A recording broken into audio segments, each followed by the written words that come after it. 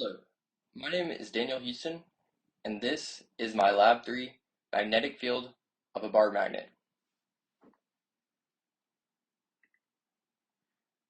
In this lab, we will measure the distance of the magnetic field from a bar magnet and compare this value to the distance dependence, which are taken from the Biot-Savart laws. And as you can see in this image, we are measuring the magnetic field.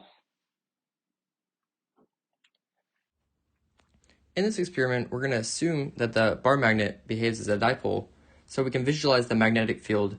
And these are a few fundamental equations that we'll need throughout this lab, including the distance dependence equation, the linearization equation, and then the Biot-Savart laws.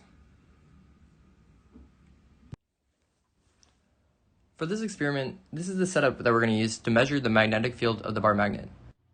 Using a smartphone with a magnetometer sensor, we will first calibrate for the Earth's magnetic field in order to use the bar magnet as a system. We will then measure the magnetic field of the bar magnet at 5 different locations for 3 different times. We will then use the magnetometer to measure off-axis magnetic fields, which is used by using the setup below, and corrects the Y component in order to find the magnitude of the net magnetic field.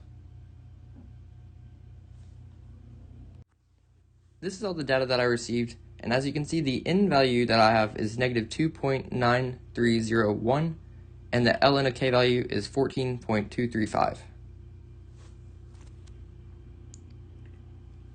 A few observations that I made is whenever the magnetometer is far away from the magnet, it measures as net near zero magnetic field in the x direction. Additionally, as the magnetometer moves closer to the magnet, the measured x component of the field actually doesn't decrease, but it increases. And then the position of the magnetometer has no effect on the measured x component of the magnetic field is false. And then as the magnetometer moves closer to the magnet, the measured x component of the magnetic field increases.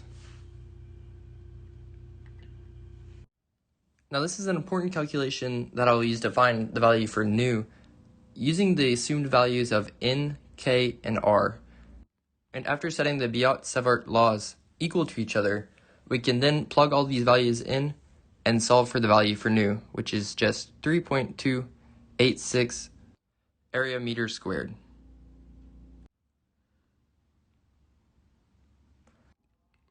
This is my glow script code that I used for this experiment, and you can see the method here is first to create a function for the magnetic field, which takes in a value for mu and r, and then to the right you can see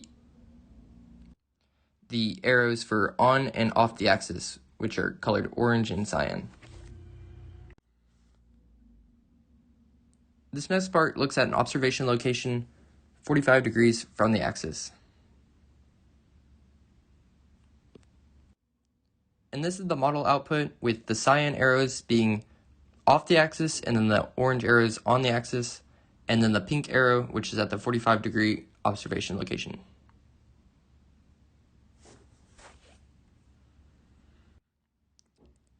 And this is the discussion question. What if you hadn't oriented your experiment to compensate for magnetic north and instead laid out your meter stick at some intermediate angle with respect to Earth's magnetic field? And how would your results have changed? Well, the Earth's magnetic field would cause the results to change, thus making our current results inaccurate. So it would throw off everything we currently have. Next, what if you were to stick 2 identical magnets together end to end and run the experiment again? And how would you expect your measurements to differ? Well, the magnetic field would increase and potentially double in size due to the multiple magnetic fields. Thank you for watching my Lab 3.